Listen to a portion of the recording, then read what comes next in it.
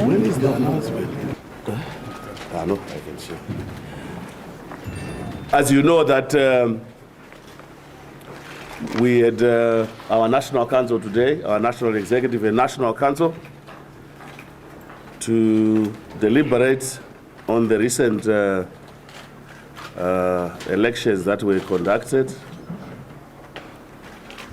And I just want to outline the resolutions.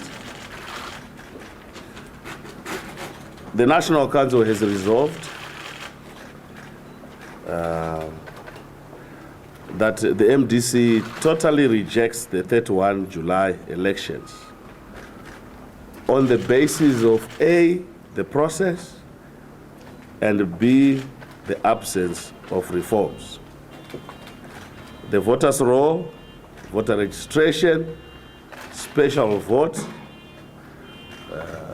busing of people, ballot printing, access to the media, and the question of assisted voters. I just want to give you an example. In Mzarabari, there were 17,000 voters. 10,500 of those voters were assisted voters. There are many more examples. From the evidence available, number two, from the evidence available, discounting all omissions and commissions, the MDC actually won this election. Number three, the MDC would like to thank and to acknowledge the role played by AU, SADC, COMESA, and other observer missions. And in this regard, at their request, we'll submit a dossier of all the irregularities and all the illegalities. Number four, the fraudulent and the stolen election has plunged Zimbabwe into a constitutional, political, and economic crisis. In this regard, the MDC expects that SADC and AU shall meet urgently to deal with the crisis in order to restore constitutional, political, legal legitimacy in this country.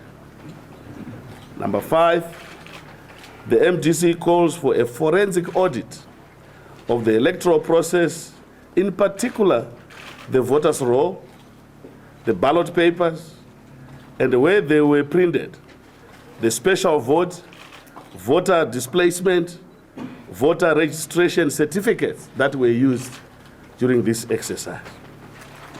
Six, we further resolve that the MDC National Council resolved that the SADC organ, Troika, must investigate the role of the security sector and the militarization of the electoral process. Number seven, the MDC National Council noted with great concern the frog marching, the captivity, the oppression of the rural population through the abuse of traditional leaders and the high incidence of assisted voters. Further, given the illegality of this election, the MDC National Council resolved that it will not legitimize institutions created by an illegal election and therefore will not engage in institutions of government. The MDC is determined to pursue peaceful, legal, political, and constitutional and diplomatic remedies to resolve this current crisis. Finally, the MDC National Council resolved that once all remedies have been exhausted, the people of Zimbabwe should be allowed fresh opportunity to freely, fairly elect a government of their choice. In this regard, a credible, free, and a fair, legitimate election must be held as soon as possible. Those are the resolutions of the Council, and thank you very much for your attention. Okay, thank you, Mr. President. Now, ladies and gentlemen, it's your time.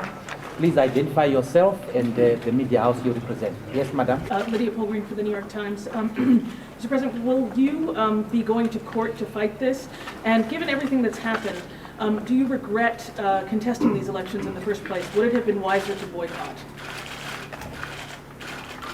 In the first, we said in our statement, the council has resolved that we should exhaust all legal remedies. And what does that mean? It means that we will have to go to court. On the second part of your question, do we regret participating? No, we don't regret participating, because our people participated in this election genuinely believing that it will deliver change that they fought for so long, only to be shortchanged by a predetermined process which undermined their confidence, which undermined their hope and aspirations. That's why instead of celebration, there is mourning, there is national mourning in this country. So, and surprisingly, the mourning is not only in the MDC, the mourning is actually national, including Zanu-PF. Because can you imagine from now on going forward, what is the future of my children? What is the future of every household? What is the economic, social, and political future of this country? That is the preoccupying moment for all Zimbabweans. Are we sliding back to 2008? Are we moving forward with new opportunities? All that hope has now been dashed. I think it would be unfair to place the burden on the victim, to say the victim must accept that the perpetrator of the action has done the right thing. I will not legitimize the illegitimate. And sorry, if people think that they have resolved the issue by asking Tsvangirai to endorse the illegitimate, no, I will not do it. The people of Zimbabwe will not do it.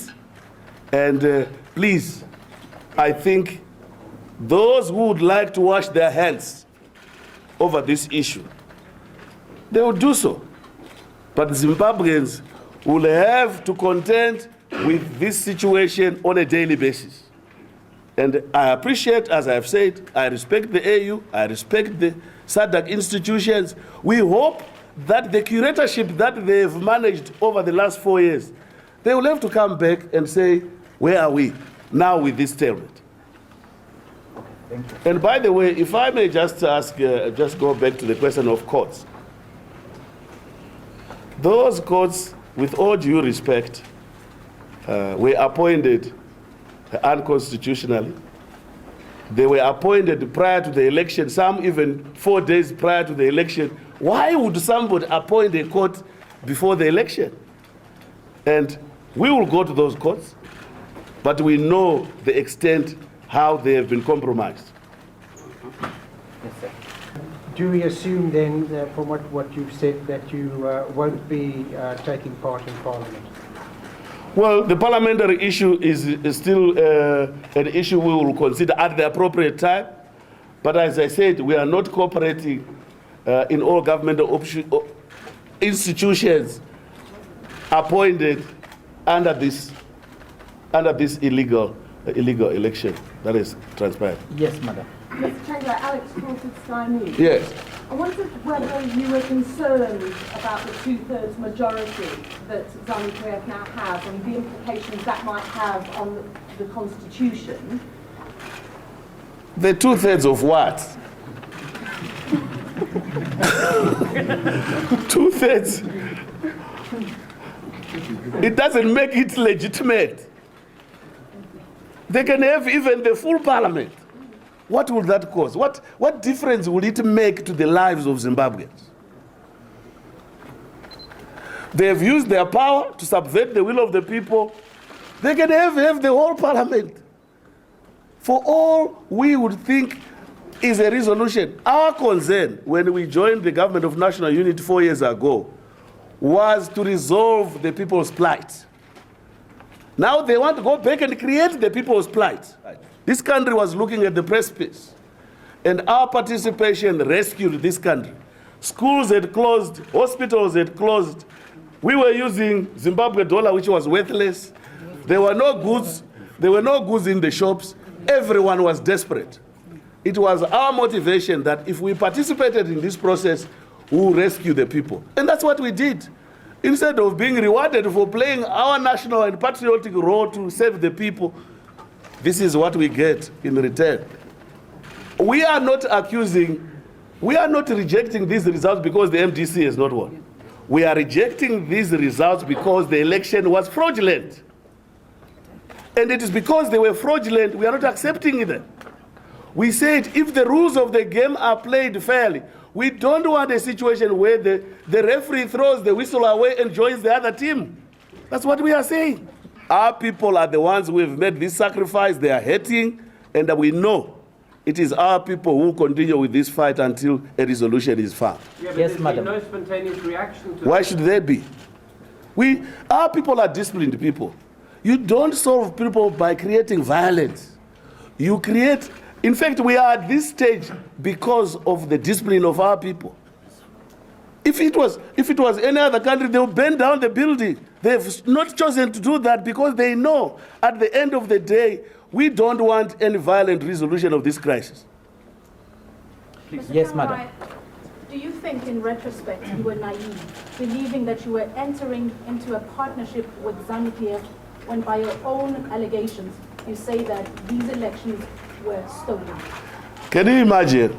The word naive does not exist in our vocabulary. Political strategy says that you join the other one in order to achieve the objective. We have achieved the objective of working with Zanu-PF and President Mugabe in resolving the national crisis. There was nothing wrong with that. Now, it is not just the motivation of power. It is also the question of to what extent are you prepared to have the sacrifice in order to save the people.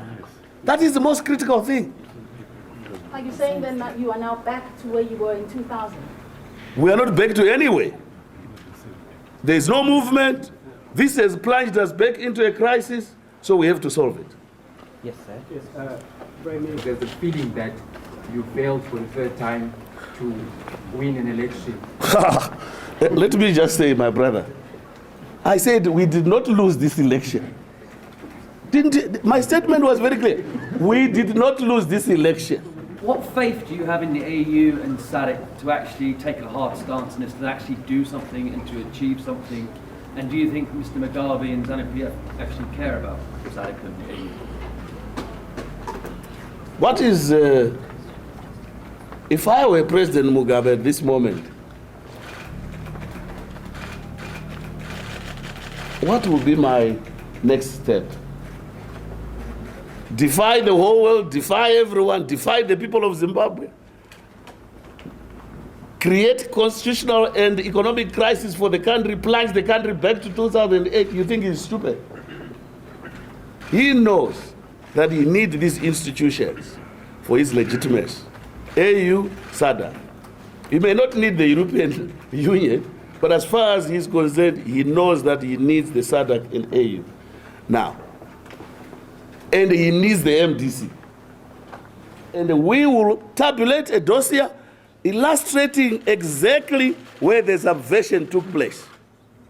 And we will present it to all the bodies. We are going to go to court, we are going to go to the AU, we are going to go to SADC, and we will present our case. It's not my problem, it's our problem. So how long are you going to wait for your problems, the Zimbabwe problems?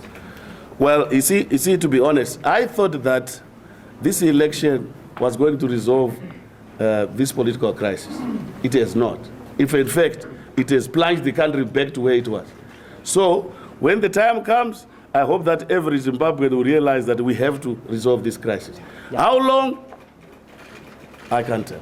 Yeah, thank you very much. Thank you very much. Thank you. Thank you, Mr. President.